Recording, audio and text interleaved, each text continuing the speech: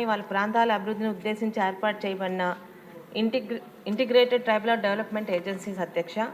అయితే మన రాష్ట్రంలో ఐటీడీఏకి సంపూర్ణ ప్రాముఖ్యత కల్పించి వాటిని ప్రత్యేక నిధులు కేటాయించి ముందుకు తీసుకెళ్లిన ఘనత అలనాటి ముఖ్యమంత్రి నందమూరి తారక రామారావు గారిదైతే వాటికి మరింత ప్రత్యేక దృష్టి పెట్టి ప్రత్యేక నిధులు అధికారుల ద్వారా కొత్తగా సంక్షేమ పథకాల ద్వారా ఐటీడీఎస్కి మరింత శోభను తీసుకొచ్చారు అధ్యక్ష ముఖ్యమంత్రి గారు నారా చంద్రబాబు నాయుడు గారు.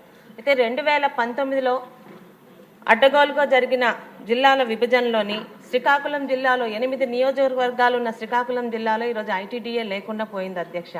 ముఖ్యంగా పాతపట్నంలో 2 మండలాలు, అలాగే పలాసలో 2 మండలాలు గిరిజన పితృలతో నిండి ఉంది అధ్యక్ష.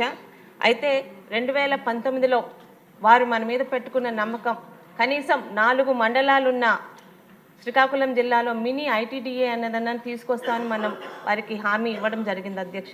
సదరు మంత్రి గారిని ఆ మినీ ఐటీడీఏ ద్వారా వారు మన మీద పెట్టుకున్న నమ్మకాన్ని ముందుకు తీసుకెళ్తామని, అది ఎప్పట్లో తీసుకొని వచ్చి వారు మన మీద పెట్టుకున్న నమ్మకాన్ని మరియు ఐటీడీఏ వస్తేనే ప్రత్యేక నిధులు ఎక్కువగా వస్తాయి, అది మన జిల్లాలో అంటే ఇప్పుడు జరుగుతున్న అభివృద్ధి మరింతగా జరుగుతుందని వాళ్ళు నమ్మకం పెట్టుకున్నారు అధ్యక్ష.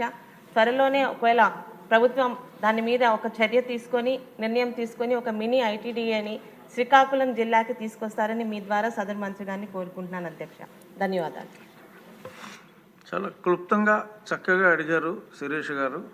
అందరూ కూడా ఆ శిరీష్ గారి మార్గాన్ని ఫాలో అవ్వమని చెప్పి నా రిక్వెస్ట్. ముఖ్యంగా ఇప్పుడు మాట్లాడబోయే కోన రవికుమార్ గారికి.